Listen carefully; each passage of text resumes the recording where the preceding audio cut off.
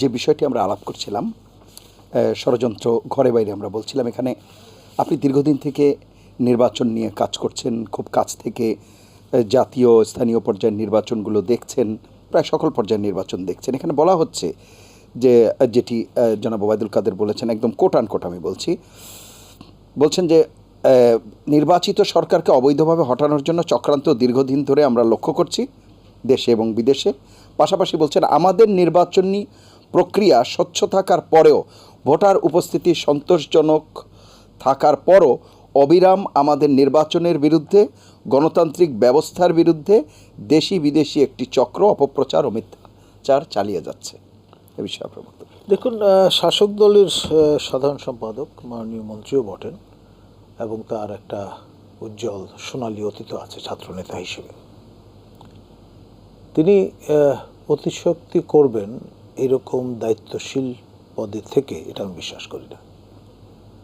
আর ষড়যন্ত্র তত্ত্ব এটা খুবই আপনার বাংলা ভাষায় যারা কথা বলে অভ্যস্ত দেশের মধ্যে এবং অ্যাক্রস দ্য বর্ডার, তারা সবাই কিন্তু এক ধরনের পুলক অনুভব করেন তার মধ্যে।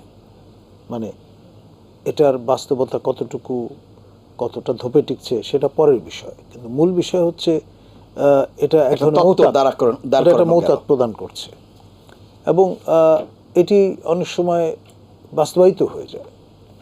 যেমন ধরুন, ভারতের রাজধানী দিল্লির আশপাশে একটা এনজিও প্রতিষ্ঠিত হয়েছে, এটার নাম হচ্ছে ইন্ডিয়ান রিইউনিফিকেশন অ্যাসোসিয়েশন। প্রেমবলে বলা আছে যে 47 পূর্ব মানচিত্রে তারা ফিরে যেতে চায়। তো এটা শুনে আমাদের সাবেক আমাদের বিডিআরের মহাপরিচালক ছিলেন একজন বাহিনী প্রধান, তিনি রীতিমতো রণহুঙ্কার দিয়ে ফেলেছেন আজকেই একটা শোতে। তো এটা ওই ষড়যন্ত্র তত্ত্ব যে কদ্দূর পর্যন্ত মানুষকে উত্তেজিত করতে পারে, সেটা চমৎকার একটা নমুনা আমরা আজকে পেয়েছি। তো ফলে এখানে আবার যদি নির্বাচন সংশ্লিষ্ট হয় বিষয়গুলো, তাহলে তো বলার অপেক্ষা রাখে না। কারণ নির্বাচন জাতীয় সংসদের যদি হয়, তার সঙ্গে সরকারে থাকা না থাকার একটা প্রশ্ন আছে, কন্টিনিউশন অফ দ্য রেজিমের একটা বিষয় আছে। আমাদের মাননীয় সংসদ সদস্য রাশেদ খান মেনন তো মহান সংসদে দাঁড়িয়েই বলেছেন যে রেজিম চেঞ্জের ষড়যন্ত্র চলছে আপনার 7 জানুয়ারি নির্বাচনের প্রাক্কালে। তো ফলে এই উইল্ডারনেসটা এটা বহুদূর পর্যন্ত বিস্তৃত হতে পারে। এই কুকি চীনের প্রসঙ্গটা যেটি আমাদের সহ-আলোচক আমাদের দৃষ্টিতে নিয়ে আসলেন, নাথান বম আমাদের ঢাকা বিশ্ববিদ্যালয়ের একজন ছাত্র, চারুকলা, তিনি এখন কোথায় এটাকে বলতে পারছেন না। মিয়ানমারে, না আমাদের প্রতিবেশী মিজোরাম রাজ্যে, না এলসওয়্যার। এবং এরকম একটি অবস্থায় তার স্ত্রীকে আমরা সেন্সিটিভিটিটা হিসাবেই নিলাম না, ট্রান্সফার অর্ডার দিয়ে দিলাম যে তিনি লালমনিরহাট বা উত্তরবঙ্গে গিয়ে কাজ করবেন। এমনি তো স্বামী নেই দৃষ্টিসীমায়, তারপর তাকেও যদি আমরা ওখান থেকে ক্যাটাপল্টেড আপন করে অন্যত্র হাজির করি, তো পরিবারের অবস্থাটা কী দাঁড়াবে? মানে এই বিষয়গুলো কিন্তু এক ধরনের ষড়যন্ত্র ইঙ্গিত করে। ডেফিনেটলি যারা কুকি চীন গোষ্ঠীর এই যে 6টি জাতিসত্তা, তাদের সাইকিতে কিন্তু এটা কিন্তু গভীর আপনার একটা ইম্প্যাক্ট ফেলবে। তো এই যে বিষয়গুলো, ইমপ্লিকেশনটাও চিন্তা করাটা দরকার যে কোনো আজ্ঞা হাজির করার আগে। জি, সেটা তো একটি বিষয়।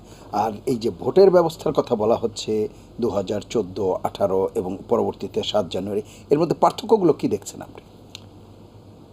14 নির্বাচন ইউনিক এই অর্থে যে আপনার বিরোধী পক্ষের যারা আছেন, অর্থাৎ বিএনপি এবং জামাত, সর্বাত্মক প্রতিরোধের তারা চেষ্টা করেছেন, নির্বাচন বানচালের চেষ্টা করেছেন, কোনো রাগঢাক করেননি, কিন্তু পরিষ্কার অবস্থান নিয়েছেন।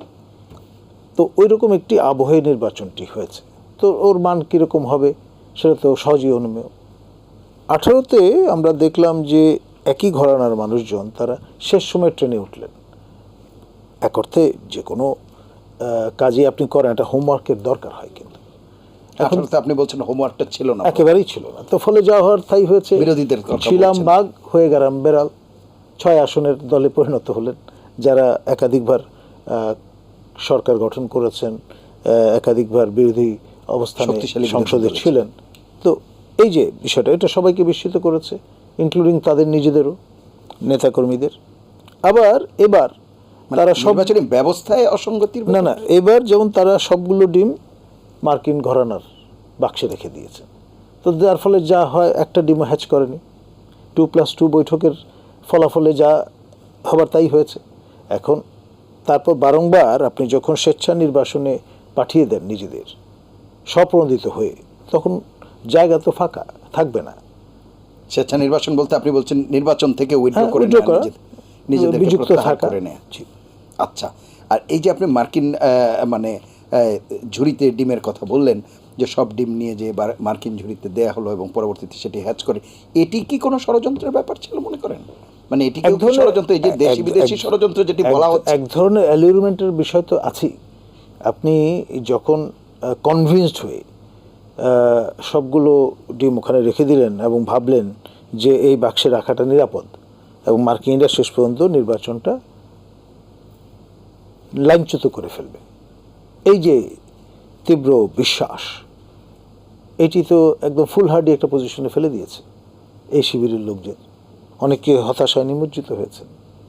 এই যে কাদা ছোড়াছুড়ি, তা থেকে উত্তরণের পথ কি মনে করেন? আর সবসময় বলা হচ্ছে যে বিদেশ নির্ভরতা, এটি কি আসলে বাস্তবতা? দেখুন, এই বিষয়টা নির্ভর করে রাষ্ট্র চরিত্রের উপরে। বাংলাদেশ স্বাধীন হওয়ার পর থেকেই আমাদের যে পরনির্ভরতা, সেটি জাতীয় চরিত্রের মধ্যে একাকার হয়ে গেছে। ফলে তার লিগ্যাসি আমাদের এখনও বহন টানতে হচ্ছে। আর আরেকটা বিষয়, সেটা হচ্ছে মানে তাত্ত্বিক কথা বললে শুনতে ভালো শোনা যাবে, অনেকে এটা নিয়ে অভিসন্দর্ভ রচনা করে ফেলতে পারেন, সেটা সহজ। কিন্তু বাস্তবতা যেটি, সেটি হচ্ছে এরশাদ সরকারের যে পতন ঘটেছিল, এটা মূলত আমাদের জনকৃতজ্ঞদের কারণে ঘটেছিল। এবং তারপরে এটারই রিপিটেশন আমরা লক্ষ্য করলাম আবারও, আপনার বিশেষ করে তত্ত্বাবধায়ক সরকারের আন্দোলন যখন জোরদার হলো, 15ই ফেব্রুয়ারি যে ষষ্ঠ সংসদ নির্বাচন, সেটি যে নালিফাইড হয়ে গেল, এই বিষয়টা আমাকে বিশদভাবে একেবারে খোলামেলা বর্ণনা করেছিলেন বঙ্গভবনে বসে তৎকালের প্রয়াত বর্তমানে রাষ্ট্রপতি আব্দুর রহমান বিশ্বাস। তিনি আমাকে বলেছিলেন যে দেখুন, আমি রাষ্ট্রের প্রধান হিসেবে কি করতে পারতাম? সকল সচিব একত্র হয়ে ডক্টর মহিউদ্দিন খান আলমগীরের নেতৃত্বে আমার কাছে এসে বললেন যে তারা সরকার প্রধানের উপর আস্থা হারিয়ে ফেলেছেন, তার সঙ্গে কাজ করবেন না। তো সেরকম একটি অবস্থায় রাষ্ট্রযন্ত্র কি করতে পারে? খুব ল্যামেন্টেশনের সুরেই তিনি কথাটা আমাকে বলেছিলেন, এবং সেটা আনুষ্ঠানিকভাবে একটা বৈঠকে।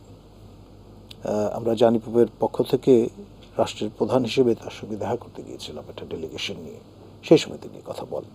তো ফলে এই বিষয়টা বিএনপি অনুধাবন করতে ব্যর্থ হয়েছে। ক্রমে ক্রমে এখন এমন অবস্থাটা দাঁড়িয়েছে, বিএনপি মনোভাবাপন্ন কোনো ব্যক্তি জনপ্রশাসনের কোথাও অবশিষ্ট নেই।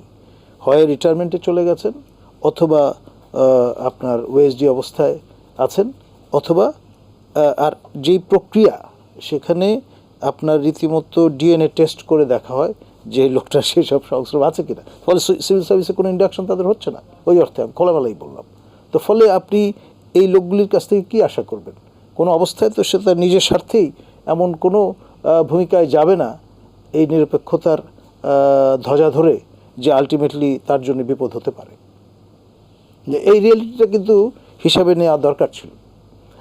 ডাউন দ্য লাইন যদি 5 বছর পরে পরিস্থিতিটা তো আরও আপনার বৈরী পরিস্থিতি তৈরি হবে। স্বয়ং মার্কিন যুক্তরাষ্ট্র যদি এখানে সেনা মোতায়েনও করে, তাহলে কিন্তু ডেলিভার করতে পারবে না কোনো কিছু, উইথ ডিউ রেসপেক্ট।